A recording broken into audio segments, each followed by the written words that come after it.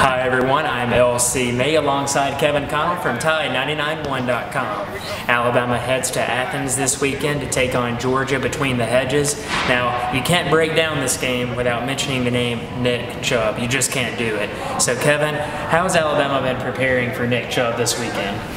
Well, you see it every week, LC, but the scout team jerseys, but this week in particular, you saw the number 27 among some of those running backs, those walk-on running backs. So obviously it goes without saying that he's probably going to be a point of focus for this week.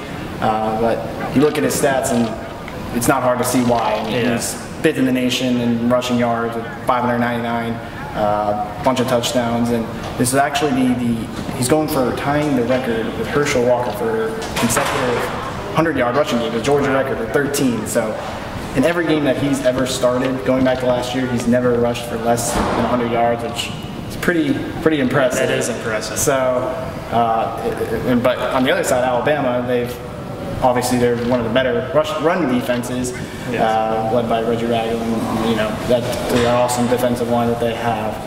So that's kind of one of the X factors, one of those battles right there to see how that matches up, if they can hold them under to 100 yards, which they've done in every game so far this season with everyone else they've played. So we'll see how that matchup goes, but that's one of the biggest key battles to watch, obviously. It will be interesting to see where that goes, but I think it's fair to say that Alabama has some talented running backs too. I don't want to leave Alabama out. So what can we expect out of the Tide's backfield this weekend? Obviously, Derrick Henry, we know him. Kenyon Drake, we know him. Damian Harris, we've gotten a little bit know him. And then the new guy this week could be Bo Scarborough.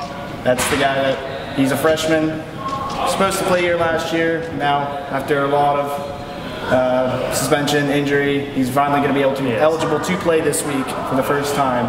So, and Saban on Monday actually said that he could be in the mix to play. So we know that he is a guy to potentially see. He hasn't been wearing the scout team jersey this week at all.